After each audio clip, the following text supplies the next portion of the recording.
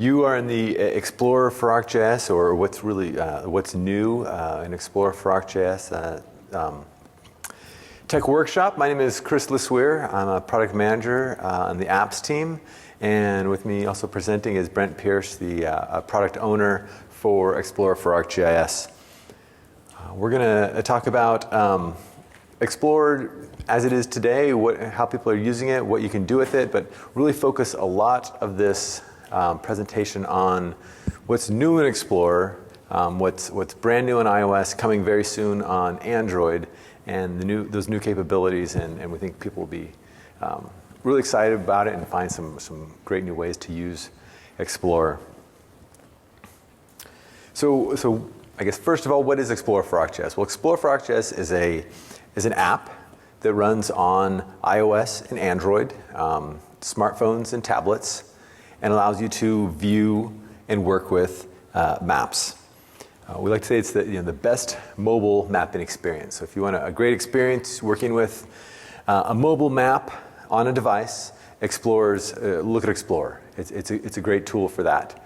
It's a native app, meaning it doesn't run inside a browser. It's a native app that you install and use. And people sometimes wonder, why would I use a native app to view a map I can just use inside a browser? And there's definitely reasons to look at maps inside the browser for situations. But if you really want that best user experience, you want it to feel like a native app, smooth menus, everything behaves very quickly and looks and feels like a good app. Explorer is an application for that. I make the analogy, when you go to your mobile device on your phone or tablet and you use Facebook or Instagram or one of these services you use often, do you go to the browser every time and www.twitter.com, log in, scroll your feed? No, most likely you've installed an app, a dedicated app that allows you to get that best experience working with that service. And you can think of Explorer the same way as the dedicated app of giving you a great experience working with maps. Obviously, because it's on these mobile devices, it allows you to use those maps outside the office. Take them on those devices people have on them or that they like to use, and get away from their desk and use them out. We often use the term out in the field, and you'll probably hear us say that often, in the field. They could be on a street, they could be somewhere at a beach, but we say the field because we're doing field work, right? And another use for Explorer is that it increases the audience for maps, for working with maps.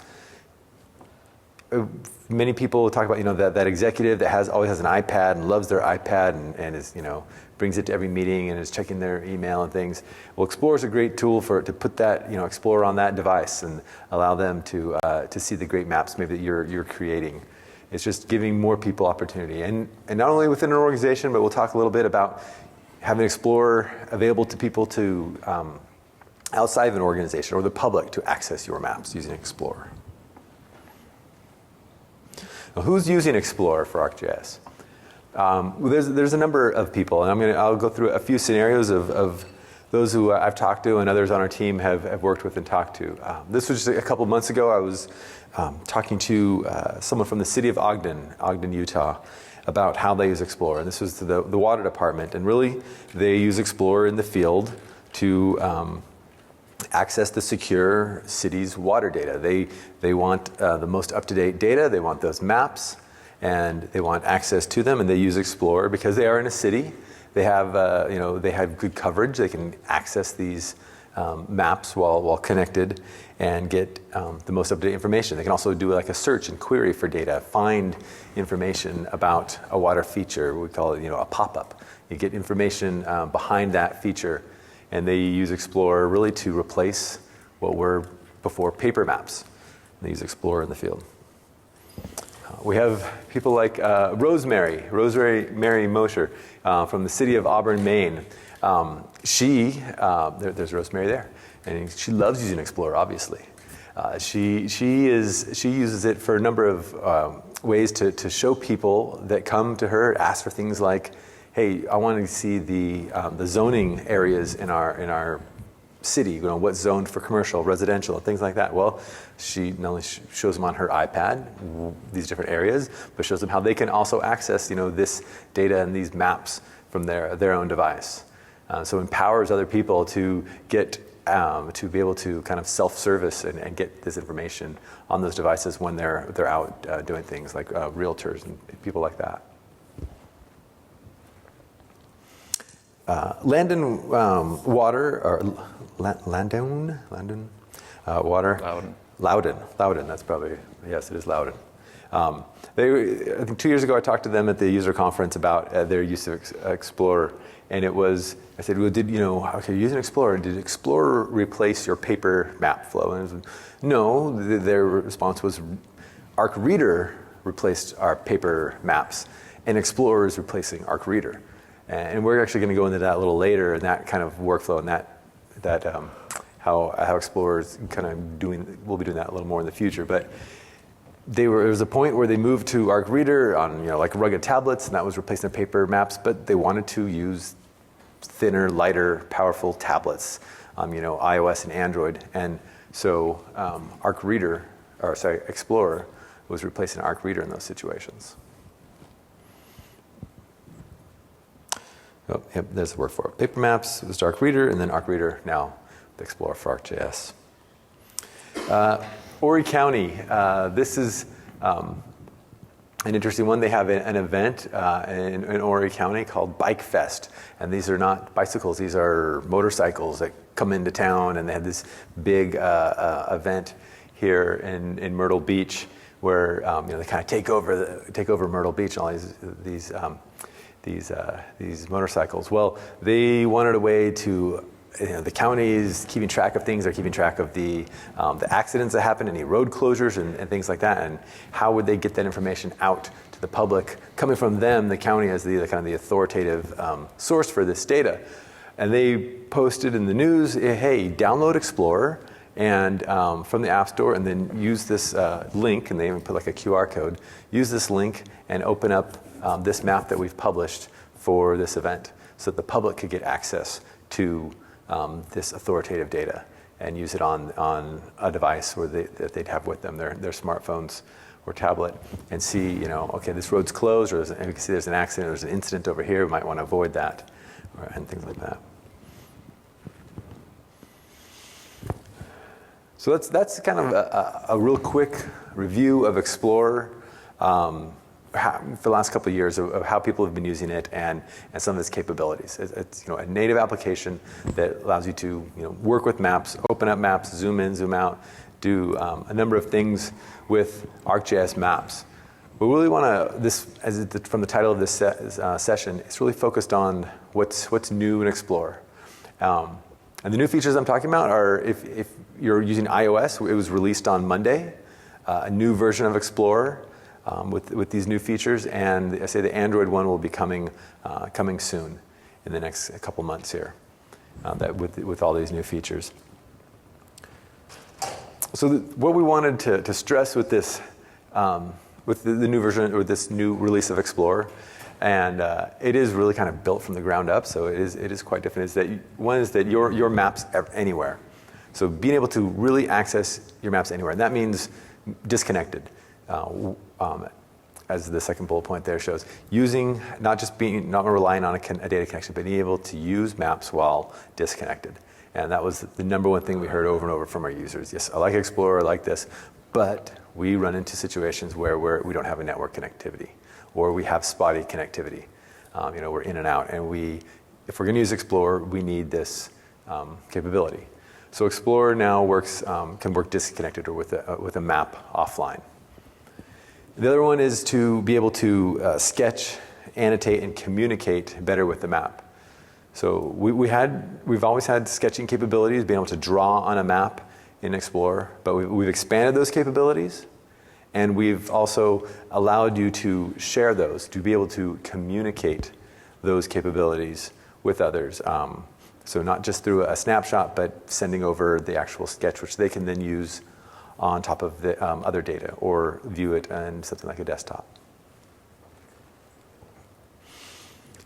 Really, this This graphic is just to show kind of the suite of mobile apps. If you've been to any of our sessions where we talk about the workforce, navigator, collector, Survey 1, 2, 3 dashboard working together, we're really bringing kind of Explorer into this also field, this suite of field apps where it really will play a predominant role for many users in the field in accomplishing work that they have to do. As I mentioned, those big features, offline maps and map markup. Most of this session today is actually going to be you seeing those features in demo form. So let's talk about offline maps for a little bit and what we want to accomplish here. Really, as Brent is going to show, everything you want to do while connected, we want to do that offline. So interacting with the map, zooming in the map, turning on and off layers in the map. Searching for features. So while disconnected, being able to search for a feature and find it on the map. Being able to identify, click on it, I say that funny word pop-up, seeing that pop-up information, getting those features behind it. And not only getting that, the tabular information, but also any attachments that were included with that. Any things like media and charts that were included with that in that pop-up. As far as offline maps, we are supporting something called a mobile map package, which we'll talk more about later, that's generated with ArcGIS Pro. In the future releases, later on we will support more of an ad hoc, taking maps offline, but for this release, we support taking these mobile map packages created in ArcGIS Pro offline. And with that, I'm going to turn some time over to Brent, who's going to show some whiz-bang demos of Explorer. And what year number you are? Yeah, I'm on 4. There we go. All right, thanks, Chris. So we've made a lot of changes to Explorer at this release, and one of the changes you're seeing right away, and it's the browse view. So we tried to really simplify this view and group your web maps that you have access to, whether they be web maps or mobile map packages, into categories that make sense. So we have the current category. This is the current map I have open. I can easily get to that just by tapping on it and start working with the map right away. But we have this maps view, which is kind of your home page. It's all the maps you have access to. We have an on-device section now, which will make sense throughout this demo, and it really just shows you the maps you've taken offline and have available to you, whether you have an internet connection or not. Also, we still have preserved the favorite section. So if you favorited a map in ArcGIS Online or in your Enterprise or Portal instance, they'll show up there. And then recents, and then you just have a general category of maps that are just shared with you. But we also wanted to make searching for maps really simple. So we pulled the filtering right to the front page. We made it really prominent. So if I typed in something like SAN, if I typed it correctly, SAN, it would actually live filter that and show me all maps that match that filter term. So here I already took a map offline, but I'll demo the downloading experience, at least part of it. The Wi-Fi is a little slow right now. So when I tapped on it, you'll see that it gets added to the on-device section right away, and that progress meter goes through, and now it's available, that map's available to me offline. And just to prove that, I've already taken that Palm Springs parcels map offline. So I'm going to jump out and let me put the device into airplane mode and then jump back into Explorer. And I can open up the map. So that's the last time I really need an internet connection at all with Explorer. It's really just to download that mobile map package and get it onto your device.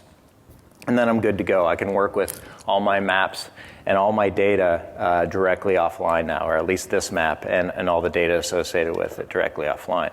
So what does that mean? That means search is also configured with the mobile map package. So tapping on the search tool, I get a nice search experience, and tapping on one of my recent searches, it finds that feature right away. So not only do I get access to the maps and all the nice data with it, whether it be vector tiles or all the features, but I also get access to the search parameters. So I can search for my assets configured into this mobile map package. This is a really popular feature, right?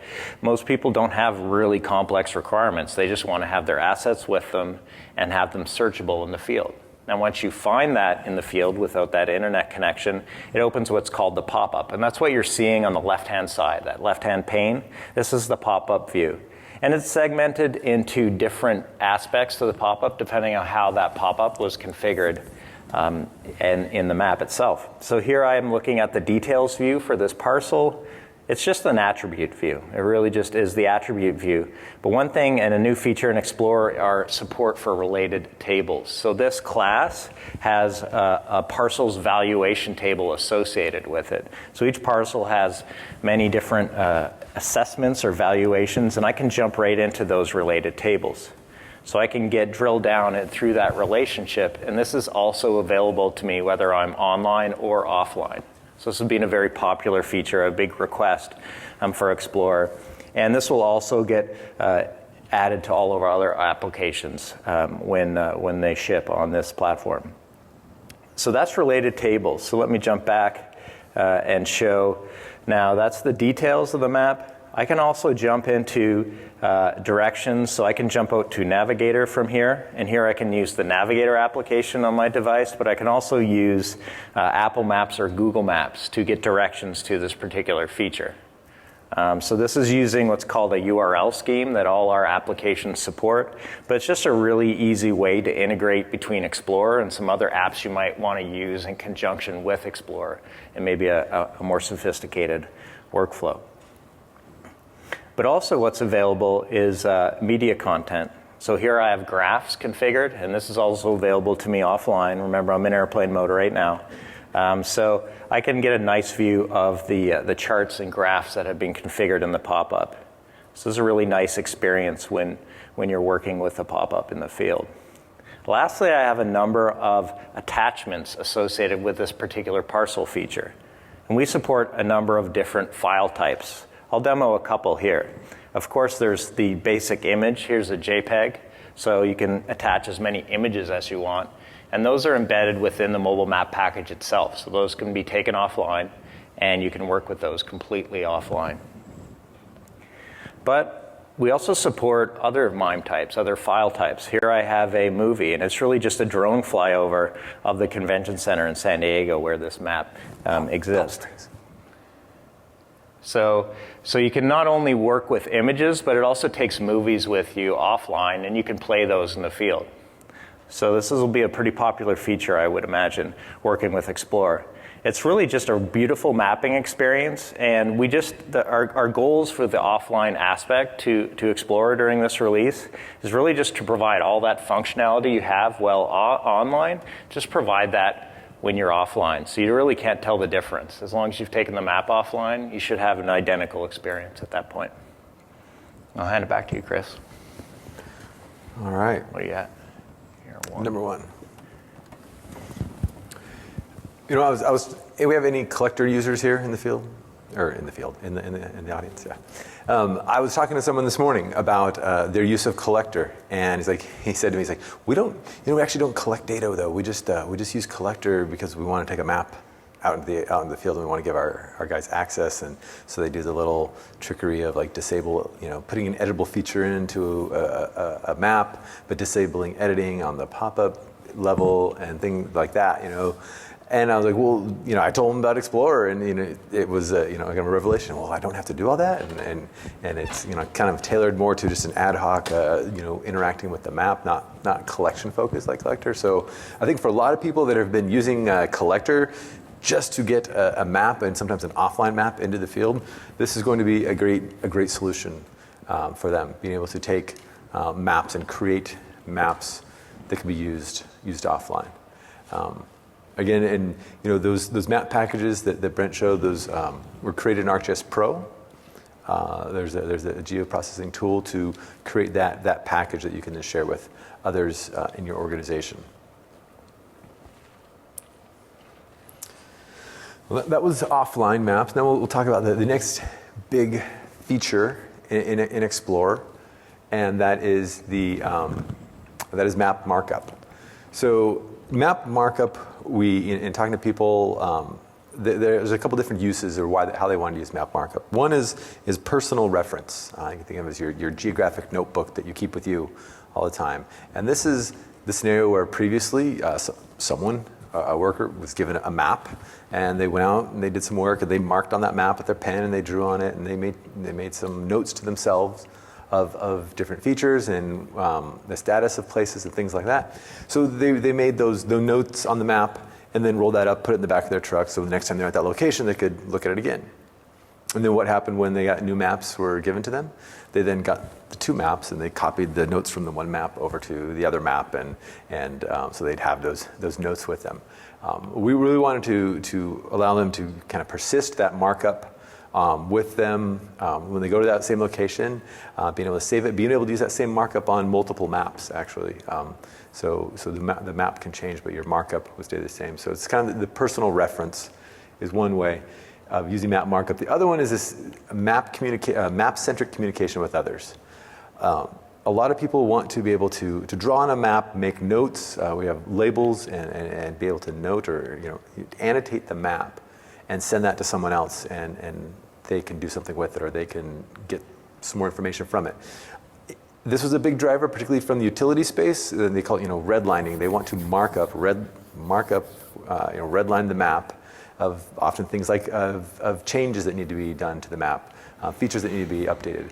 But they don't often allow the field worker doesn't have the access or privilege, or doesn't work in with their QA/QC process for editing that directly in the field, or giving everyone the capability to edit. Or often they might have people like contractors or others that don't, it's not part of their job, but they want to be able to communicate and send those back. So with this map-centric, communication of markup, you can draw on the map and then share that with others. And there's different ways of sharing it, but you can share it with others in your organization, in that they can open it on in their professional GIS, their desktop GIS application. So this map markup, as you'll see in a minute, it really allows you to quickly sketch on the map. Very, very kind of fluid, easy. Little to no training involved. Add those labels and notes, and then share with others in your organization. And I'll turn the time back over to Brent, who's gonna show us some. All right, thanks, Chris.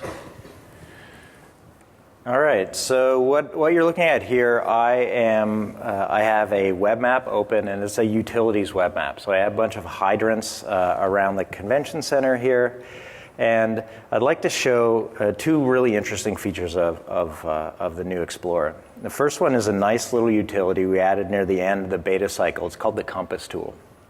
So if I was to select on one of these features, well, say I'm near it, but I can't really find it. This is a common problem that many people have. They're getting near their features, but they don't know exactly where it is. Well, we have an opportunity with these mobile devices. There's a bunch of sensors on board that'll help you locate stuff quite easily. So you can put the device into Explorer into what we call compass mode. So I have that hydrant selected. If I tap that little compass tool icon, when I move the device around, now my GPS signal is not perfect indoors, but you can see the distance updates as well as the bearing on the map updates. So the idea being you'll have a tablet or a phone in the field, and as you move that tablet around, it'll give you a rough bearing as to which way you should walk to find that feature. So that's compass mode in Explorer. So once you've found that feature in the field, you can just tap Done here and say, I want to create some markup. Maybe I want to create some notes in the field and send those back to the GIS professionals in the back office so they can update the database, update the system of record. Well, you can do that by putting the device in markup mode. So here I've put the device in markup mode, and I can do stuff like long pressing directly on the map, and this will add what's called a marker. That's the simplest type of markup. It's just a point. But not only is it just a point, but I can also add an arrow to it to annotate something. So say I want to highlight the fact that maybe the asset is actually in the wrong place in my GIS. In reality, it's further down the street. I could do something like that, and then I can add simple notes to it. So I can give this markup element a label. I'll say move. And then I can also give it some free-form notes. So that's a markup. It's just a simple point sketch. The next element is polygons. So you can simply sketch. So say I was out there and I noticed some more damage. Say this hydrant was leaking a little bit and there's some water damage. So I can do a quick free-form polygon here, and then I can close that off. And then I want to communicate this back to the GIS staff or the back office. So here I have a polygon. I'm going to give it a label of damage. And say I want to add a little bit more text to it. Well, we have a notes field here. So if I tap on this, I select it. And I can just paste in some notes I might have. Actually, that's not what I want. Too much practice on this demo. So I'll say, damaged area needs. So I can add whatever notes I want here, and this will get tagged to this markup element, and when I share this markup element, it'll follow this element around. So I can add whatever notes I want to it. So the key with this project is to make it really simple. What we're hearing from you guys is that you often have contractors that are in the field. They're not formally trained in GIS. They're not professional data editors. We have a question right there. It's a very good question. The question was, does markup work offline? And you can make markup offline, but you can't share it. As you'll see, the sharing mechanisms I'm using would need some kind of connection to a server, or. But you can definitely make markups offline, and that's one of the use cases for markup. Is what we were seeing is a lot of field workers were printing out maps and just making notes over months and years of work on their map books that are sitting in the back of their vehicle. But the problem was, when that book gets refreshed by the GIS folks, they have to transpose or transfer all those notes over to that new map book. So they just want a way to host that markup. So this markup stays with the device, it stays with the app, whether you're online or not. Now, what you do need to be online for is to actually share these markup elements. And I'll show that in just a bit. But where I was going with the ease of use was, we're really competing with a pencil and paper here. So we have to make this really easily. And one of the target use cases were contract workers that maybe don't have the rights to edit the data itself, but they might not have formal training in using these devices or being data collectors in the GIS at all. So we wanted to make this really simple. So there's stuff we can do, like auto creation of shapes. So if I make a square, if I can actually make a square, my fingers are pretty frozen right now. It is freezing in here. So I can quickly make a shape. So you saw it recognized the fact that I was poorly attempting to make a square there, and it tried to help me out a little bit. So it said, hey, do you want to make a square? It'll do that to complete that. And then I can kind of change the color, and I could fill that polygon. And we do stuff like a squiggly line. We'll recognize that, hey, were you trying to make a straight line? And you can straighten that out and then make that arrow. But not only can you do these simple sketches, and we tried to make this as simple as possible, but you could also pick these up. So if I was to long press on this, I can move it around and make some finer adjustments to these shapes really easily. And it's very intuitive. That was very key when we were building this and usability testing this in the field. So say I've created these personal markups, and they're great for me, but I want to share these with the back office. Well, we can do this just by tapping on that little share icon, and I have a choice to make. Do I want to share it just as a screenshot? Or do I want to do something that maintains some of that metadata? So if a screenshot is fine, that's great. It'll create a JPEG, and I can share that with whatever means necessary. But here I want to share a markup item. And what this will do is actually create a markup item wherever I want it to be sent. Here I want to send it to ArcGIS Online. So a little sheet comes up. I can choose to name it something like damages. Save that, and that pushes that up to ArcGIS Online as a markup item. And Chris, maybe we should switch over to your machine. Sounds good. And the idea being that it shares it with the platform, so it shares it on ArcGIS Online. So my GIS editors who are using Pro all day, well, they can just pick that markup up and drag it directly into their map. I don't know if my cord will make it all the way over here. Let's see. Probably refresh that. Yeah. You have a very sensitive mouse, Chris. Yeah, sensitive guy. Okay.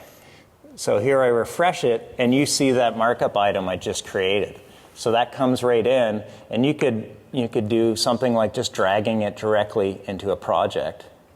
And then you see the markup elements right there.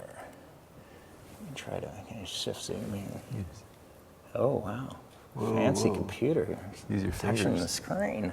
Okay, so you see those markup elements. So we wanted to make this workflow really easy too. So, it comes in, and then the GIS editors in the back office who do have the rights and have been trained to do more sophisticated GIS editing, well, they can pull that markup in as a layer and start editing. Now, this works in Pro, and it also works directly in the viewer in ArcGIS Online. So if they're doing their editing in the viewer, they just pull it in just like you would in Pro. So this is a really quick way to get these geospatial contextual observations back to the GIS staff who have been trained and are trusted to edit the data directly. One last thing I'd like to show, and going back to my iPad, is sharing not only with the back office via ArcGIS Online, but you might have noticed when I brought up that share sheet, I'll do that one more time, is the sharing a markup element. But I have a number of different methods to share with here. So if I could convince AirDrop to come on. Wake my phone up here. All right, there it is. So you see I have a number of apps I can share with, but I can also use Apple's AirDrop functionality. Android has a really similar mechanism to this as well. But it's really just pushing to a device. So I'm going to switch over to my phone, which is on that guy. And I'm going to tap this on my iPad, and you'll see the experience you get. So this is sharing from one field worker to another that also has Explorer. So there it is coming through.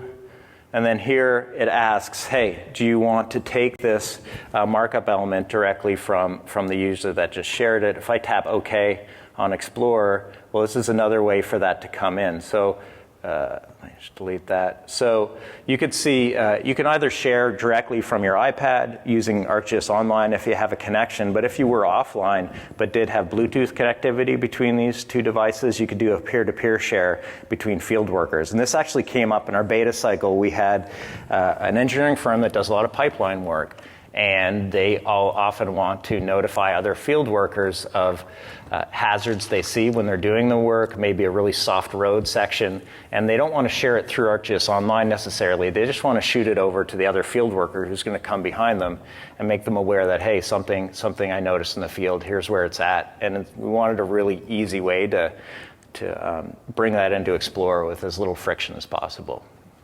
Yeah, another question. Do you support Portal? Do you support Portal? Okay, so the question was, does Markup support Portal? And yes, it also works with Enterprise or Portal. Yeah, just like it would with ArcGIS Online. So if I was connected to a Portal instance on my iPad, you would see instead of ArcGIS Online, it would say Portal for ArcGIS, or actually ArcGIS Enterprise. But it definitely supports Portal. A couple questions on the left-hand side here. Can you download to ArcGIS Desktop? ArcGIS Desktop as an ArcMap? Right. Yeah, no, it doesn't. It only works with ArcGIS Pro right now. Yep. Do the markups just appear as a feature layer to everyone in my content in Portal or ArcGIS Online when they share it there? The question was, does the markup appear as a feature layer to everyone in ArcGIS.com? Well, it actually is its own element, its own item. It's a markup item, which is actually based on the feature collection. So it's really its own kind of type of collection of features. But in ArcGIS.com, it'll show up as markup. Now, as far as like access to it and who gets to see it, well, right now I'm sharing it just off my own account, but I could configure it to share with whatever group I want to. So if I want to share it with a GIS editors group that might have 10 named users in it, I could do that as well. So it really depends from the sharer's perspective which group they want to share with. Yeah, question in blue shirt. Which level of named user is necessary? Good question. Very good question. Which level of named user? To share is necessary to share markup. To share directly with ArcGIS Online, since we're creating an item, you need to be a level 2 user. To share with like the field-to-field case I showed between my iPad and my iPhone, you just need to be a level 1 or even an anonymous or public user in that case. Yeah, another question. If you have multiple markups, is there a way to distinguish between the markups? Maybe you show that. Or do they all share as just markup? No, yeah, I can show that really quickly. Chris is trying to get me a demo on the Come fly. on. I know. I like to give them. All right. You can do it. Yeah, we're on right there you now. go. I skipped over this in my demo, but when you go into markup mode, you see the tool on the left-hand side. So it's really, you can think of it just like a layer on top of your map. It's this like graphics layer on top of your map, a sketch layer, but I can create a new layer. So here I can, add a new layer, say give it a layer name like, I don't know, inspections. This creates that markup layer, and notice the markup has gone away because I'm now looking at my inspections layer. But this just shows up like any other layer. So let me close that out and then go into the layers tool. I can turn on and off the inspections or damage assessment layers, just like any other layers. Now, when I go to share, it'll share the active layer that I'm actually marking up at that time. So if I want to subdivide which elements get shared with who, I would do that at the layer level and then share those out. Yeah. So that could kind of follow that workflow I was talking about, where you might have a layer that's your personal notes, your markup that you keep for yourself as your personal reference, but yet have another layer which you then share with others in a group or an organization. These are great questions. Yep. Does the map package have to be created in Pro or can you create an ArcMap first? The question was, does the map package have to be created in Pro or can you create it in ArcMap? Right now, you have to create it in ArcGIS Pro. We are looking at ways that potentially we could create it in other means, maybe via ArcGIS Online, but that's definitely like a feature development project But potentially. There's no plans for it to be part of ArcMap. Yeah. Generated from ArcMap. I have a question. Yeah. Feature layers can be published in the hosted feature layers. Is that possible with your markup item layer, what do you call it? You publish it as a hosted feature layer?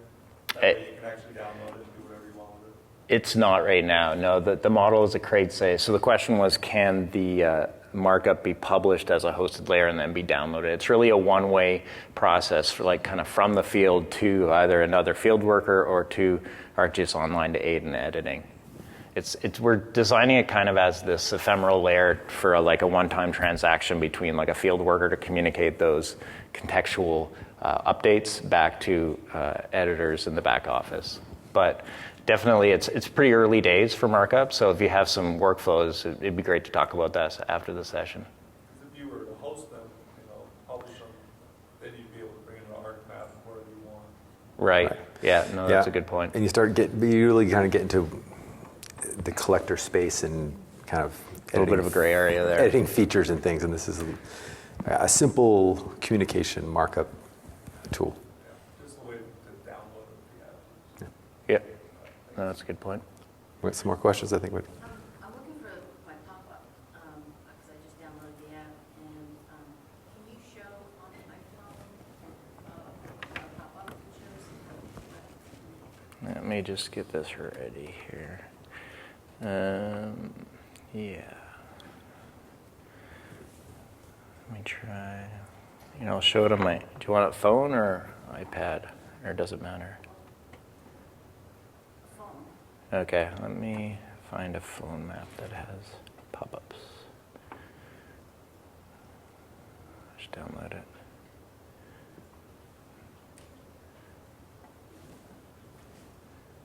Thankfully, the Wi-Fi has gotten a little better. You can jump it onto 3.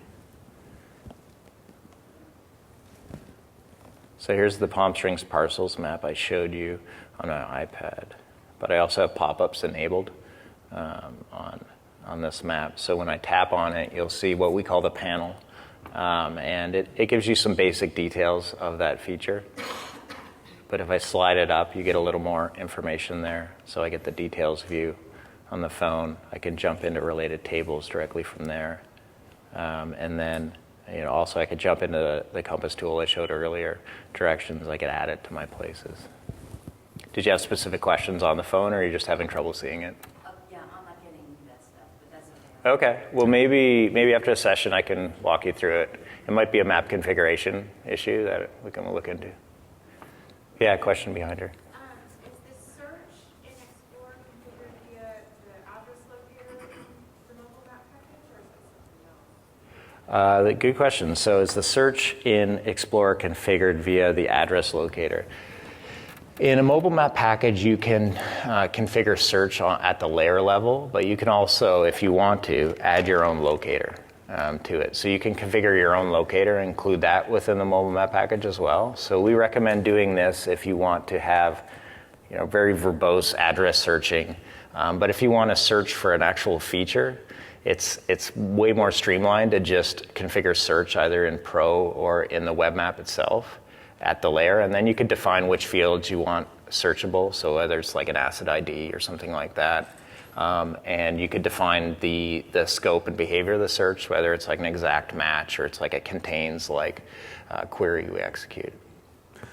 But in the end, it's one search bar. It is one search, yeah. And where you could search for a feature or an address. It'll search either one of those and give you the results. So you can definitely include both as well. And it's one experience. Yeah, question right there. Can your mobile map package include imagery? So the question was, can a mobile map package include imagery? At the time of this question being answered, no, but we are working on it. I feel like a politician when I said that way. No, we don't support imagery right now. It's definitely a big ask, and we are actively working on it. So it's something we hope to have in the next release of Explorer, hopefully fall timeframe. But yeah, Would that be in the base map that you would add? it would most likely be in the base map. Yeah, you'd have an imagery base map, and we're also working on supporting multiple base maps in the mobile map package. So a big request we've gotten is the ability to have both like maybe a topographic vector tile base map as well as an imagery base map and toggle between those completely offline. So we're doing the engineering right now on that, so it's definitely coming, but we're still working on that.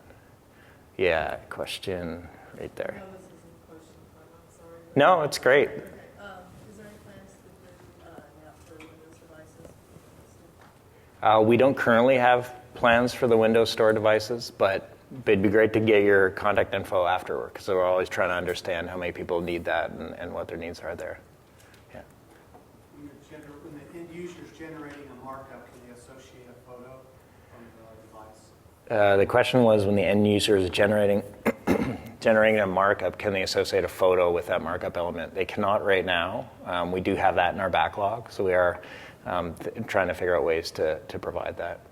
Yeah, question. You're patient. I know you've been there trying to ask a question for a while. This is great. Is there a limit to the size, I'll say, of that mobile map package? No, I mean, the question is there a limit to the size of the mobile map package? The answer is that there really is no feasible limit. Now, obviously, the size of this guy is what's going to limit you. We've done a lot of work to try to compress that mobile map package so you get the most bang for your buck. But realistically, the devices are getting bigger and bigger and cheaper at different sizes now. And even really, really big mobile map packages aren't. We're talking less than a gig here for a really big area. And there are ways to optimize it so it doesn't, like, for instance, using search as opposed to using a locator makes the mobile map package much smaller. So if you're just doing feature search, configuring that search is definitely a best practice. I keep interrupting them. Yeah. As a vector, if you have a vector tile base map and it's a gig, I mean, you're talking a huge area. I mean, it really is compressed. It really, Yeah. It's Yeah. You can get a lot of data in there. Yeah. So when you're searching for the map packages, can you use tags to search? Yeah, that's definitely what we search on. So there's a couple categories we search on, but we definitely recommend tagging that item, and we'll search on that tag. It's a best practice for sure. In the back? You mentioned that the markup stays with the device. Does it stay with the device or the login? So if someone drops their phone and it's destroyed? Yeah, no, it's a good question. Does it stay with the device or the login? And it actually stays with the device itself. So it's not, the markup is not persisted with the properties of that user on the platform right now, although that's a pretty good suggestion, right? Having that markup associated with the account, so if you needed to quickly transition over to a different device with that account, something we can consider moving forward. Right now, it's in the app properties of the particular app on the device. Yeah, in the back. Does the app check the versions of the map, like if there's an updated version? That's a very good question. The question was, does the app check the version of the map? And it definitely does. So every time you go to that browse view, we're checking those items and say, hey, is there a more recent version? And then you'll get a little prompt, or you'll see a little notification, a little badge that you can actually update that map. Yeah. So the map package you said is created in ArcGIS Pro and then pushed up to ArcGIS Online and back down to the device, or? Yeah, that's the basic workflow. So the question was, what is the basic, to paraphrase, the question was, what's the basic workflow of creating the mobile map package and then sharing it with the device? And the workflow right now is you'd create it in Pro. There's a create mobile map package GP tool, and then there's also a share GP tool, and you'd chain those together, and then you'd send those, send it up to either your portal instance or ArcGIS.com. And then the field worker would go ahead and download that to his or her device. You share that with everyone, and then you can have an anonymous account user access that? I'm going to talk about that in just a minute. It's a pretty good transition, actually. That's an excellent segue. So yeah, let's jump into that, because let's jump into that. We'll take more questions at the very end if you've got questions here. Sounds good. All right, so great job talking with really great question. I think it's resonating with people, the markup capability. So these new capabilities, particularly this taking maps offline and using them offline, we think are going to be popular. We think people are going to find some uses for these, obviously within an organization, and taking using ArcGIS Pro here, this giant ArcGIS Pro icon, and putting on these devices is obviously it's something people want to do. We don't always need to, I guess, spin up services or always have services running. We just want to get this map from Pro, or a nice looking map from our desktop, and get it onto devices that are useful. And one way is to we've been thinking about doing this with the public. So right now, these mobile map packages we've been talking about, you can share those and people can use them inside an organization. But the question asks, what about using those to the public anonymously, allowing anyone to use this? Well, we're following the same pattern that we've previously done with the publisher extension. Any publisher / Arc Reader users here that have used it in the past? Okay. All right, so if you're not, I'll go through a little. If you're not familiar, Publisher's been around for many years as an extension to ArcGIS Desktop and ArcMap. So with that, and this is all stuff that's not here now. It is coming end of the year. So sorry, I should need to talk about that. This is forthcoming, but we'll talk about it. With the Publisher extension previously, or actually still today, it takes your ArcMap map, and it creates a published map file, which is then you can give to anyone, and they can use it on the freely available Arc Reader application, a Windows application that's free. And so it's a way to get these really nice maps from ArcMap in a digital way and freely distribute them to others in using Arc Reader. So we're following the same thing where if you have the same publisher extension, if you have that for ArcGIS enabled in ArcGIS Pro, you can create a mobile map package. Think of it as maybe a published mobile map package or a mobile map package with anonymous use enabled. So once you have that enabled, you can then offer that up to the public. When you've created this mobile map package with an anonymous use or a public use generated, and you can give that to the public where they can download Explorer and download this map.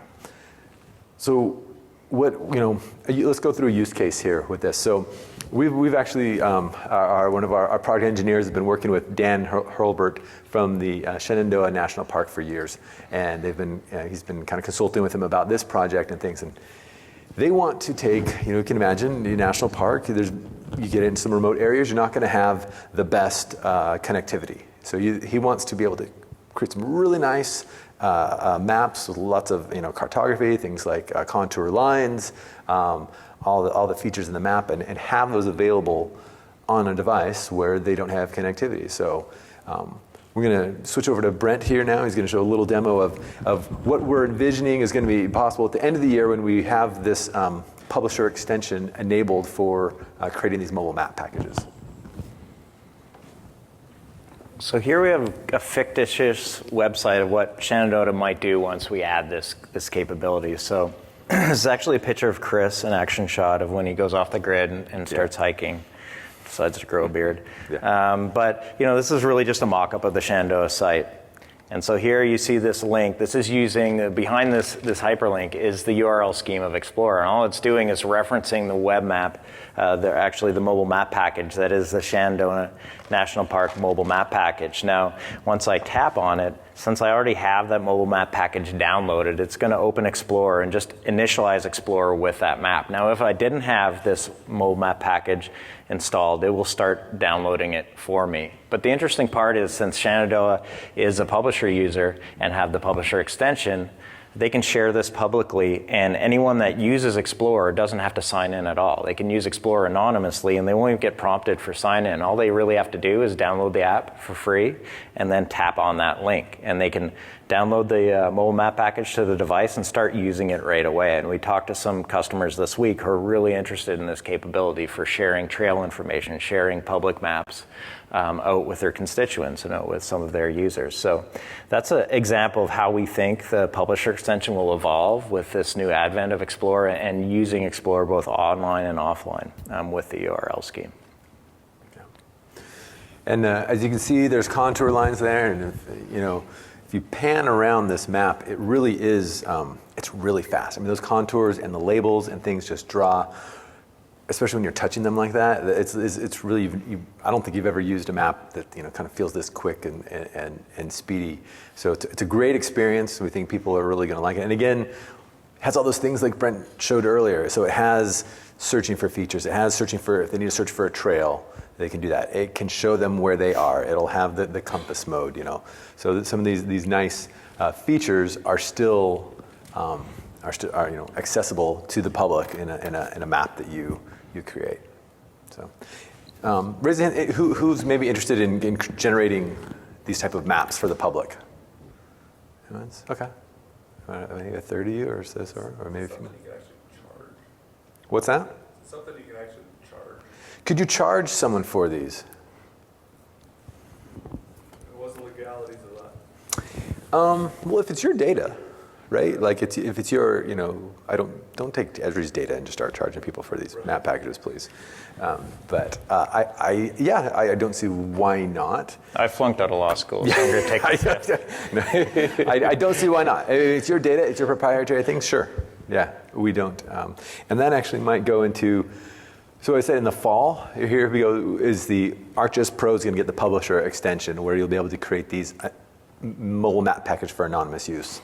In the future, we want to include more functionality, make it a better experience, make it easier to create these type of maps, so add more functionality to this extension. But also, a better user experience, but also add more functionality. The things we're thinking about looking at is data encryption. Especially if you were charging someone for your map and selling this file to them, maybe you have it encrypted somehow so they can't just share it with others. So putting in some type of encryption, maybe a timeout, like, hey, I created this map we have contractors that work on this project, and we give them Explorer, we create these maps for them so they can use it. But we want that to time out in a few months. One is that we don't want them to access that data anymore, or the data is going to be old. We want them to come and get the newest from us. So we don't want them to keep using it. So those are things that we're thinking about. The types of features we want to add into the publisher extension and this MMPK. We have a question here. Yeah, I saw there's a GPS function in there, my location where I am, but is there any plan for doing an automatic tracking? So if I'm bike riding, it will track me where I am on the trail, and I can afterwards upload that as a GPX file for a map. An automatic tracking or giving you tracks, a GPS file, that's not in our current scope for Explorer right now. I would say, I think that there are other tools, obviously, for that, but no, I don't know that that's the tracking capability is not in our Explorer scope. But does that show your location? It'll show your location, sure. That's where you're at. Yes. Yeah. We got one in the way back. Are you publishing these mobile maps to like an ArcGIS line portal, or is it just straight from I'm downloading from an HTTP request? Well, here what's happened here is that the Shenandoah National Park, the mobile map package was hosted via the Shenandoah organization, and then it's referenced in the URL scheme, just the item ID. so it knows where to get it to download it.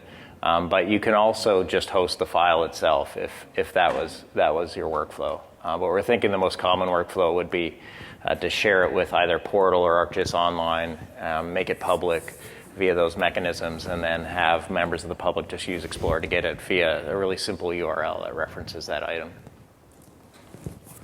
In the back. I think it's worth noting when someone said GPS location that because it's a native app, it's using the native GPS that's on the device, which is True. really a lot different than trying to use a web-based app, for example, like a web, where it's some Wi-Fi stuff going on. So Yeah.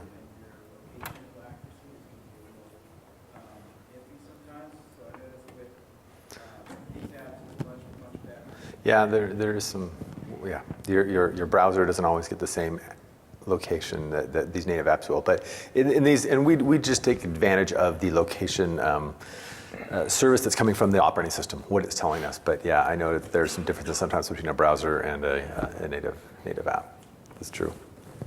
On that point, is if you had a high accuracy receiver on Bluetooth, would it pick that up for your location? If the high accuracy receiver is kind of taken over the place of that location from the operating system, it would. There's differences. Android, we're not embedding any NEMA parsing into Explorer right now, and yeah, not exactly the same as Collector. I know when we release the Android one, there's ways to get much better accuracy from those receivers, but we're not doing all of the high accuracy stuff that like Collector is doing. Right. I noticed I was looking at the layer list, and it only gives you the option to turn off the top group. So if you have one group of layers with 5 underlying layers, you only have the option to turn on that top group. So if you wanted to, I guess, turn on one of the sub layers, is that feature coming soon? Yeah, the question was the toggling of visibility on sublayers. And yeah, we know it's a limitation right now. It's a known limitation. And it's definitely something that'll come in the next release. Hopefully, probably late summer, early fall timeframe is when we think we can get it addressed. But yeah, it's definitely known by the team, and we're trying hard to fix that guy. Over here. So would you choose Explorer to work with real-time service? Would you choose Explorer to work with a real-time service? If you want a map-centric view of your data and you are connected, yeah, it can work with real data coming in as a feature service that's being updated, like maybe geo event servers serving data into a feature service. It could. Now, if you want, we have another application in many situations for real-time services with Operations Dashboard, which is really good about, because you want to see that information, but you may want some charts and other lists that are always changing. It's not a native application, but and not on smartphones and tablets, but it's really tailored for many of those situations, but it can be used in real time. Let me go real quickly through a little bit of the timeline and roadmap for this year, where we're at, and I think then we'll take some more questions. What's happening to our timeline? It's getting kind of dissolved into the abyss there. We're not falling off a cliff. It is a little strange, isn't it? Yeah, I don't know. I tried to get artistic with this or something. Actually, I can tell you later why I did like that. But yeah, so we're iOS. We were early. This whole year we've been in beta for iOS. We just went final. I say on Monday. It's available. Version 17.1 is the final version.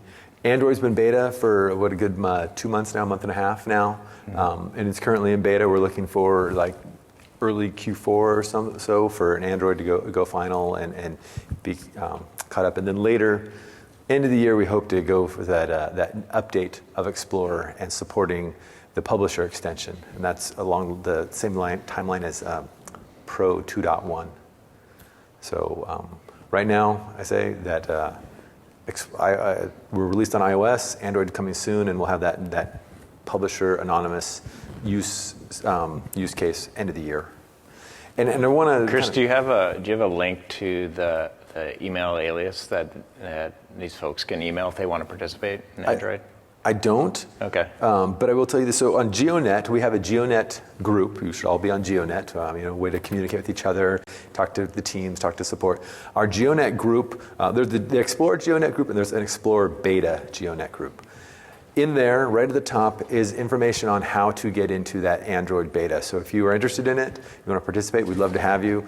There's information on how. It's very simple. Really click on a link with your Google account and joining the beta, and it'll download. So we're looking for your feedback. Also, I think if we're looking kind of if you've got a really big use case for doing anonymous MMPKs for that anonymous use, we're kind of looking for maybe some people to kind of beta test that in the next couple months here. If you feel like you want to publish those out and you can be kind of an early adopter beta tester, talk to us, because we could use some help in making sure we get it right out there. So if you're interested in that, or in the beta itself and participating in the Android beta and just want some more information, just email explorer4arcgis@esri.com. That's our alias that goes right to the team. And just say, I'd love to participate in the Android beta, or I'd love to participate in the publisher beta and be part of that process, because that goes right to all the members of the team, and we'll be pretty responsive on that. Explore for ArcGIS@esri.com. Yep. Sorry, so you said that the iOS is available today, but the Android is not available? That's correct. Correct. So yeah, iOS today in the App Store, so you can download it right now. Android's in beta, so if you can get it today, but you just have to join the beta program. Yeah. And again, email us at this alias if you have problems with getting the beta program or want to know more about the publisher side. We'll take a few more questions. We have some more time, and then afterwards, definitely come up and talk to us if you need to. So right here. I created a map markup. I've got a spot on my thing, and every map I go to, that same spot is there. How do I delete it? You can go. So the question was, this is live tech support. It's great. You can go to. Let me figure out where you're at. So the question was, how do I delete markup? Essentially, so do you want to delete it or do you want to turn it off? There's two different things. Yeah, I delete. Okay, so you go into markup mode, tapping the pencil, and there's a little garbage can there. Tap the pencil, tap that item. Yeah, or you could clear everything by tapping clear all. All right, I'll come up.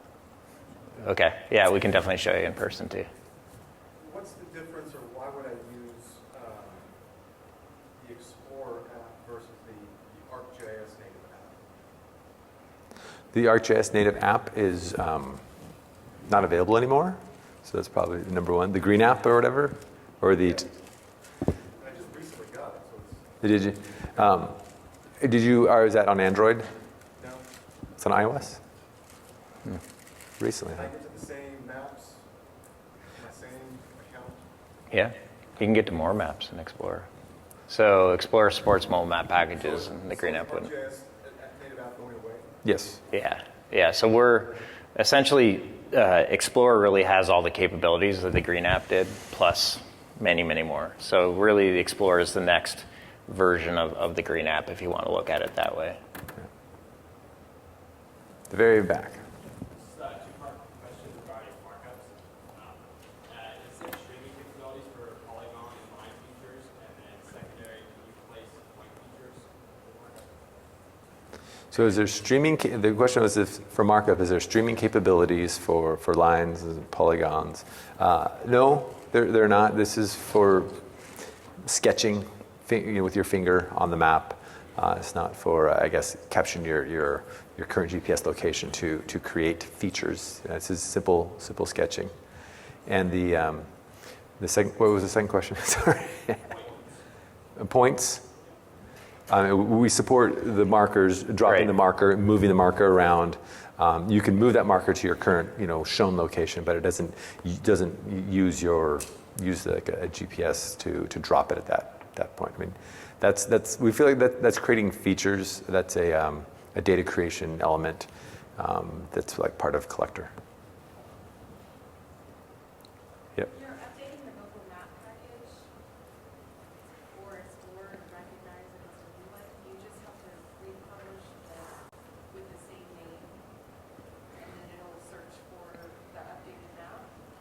Yeah, that's the basic workflow. So the question was, how do I update the mobile map package so that it doesn't create a copy of it, but actually replaces? And you would do is just share with the same name, and it would prompt you to actually replace that item. That's one way through the share GP tool, share mobile map package. But you could also, thanks for coming.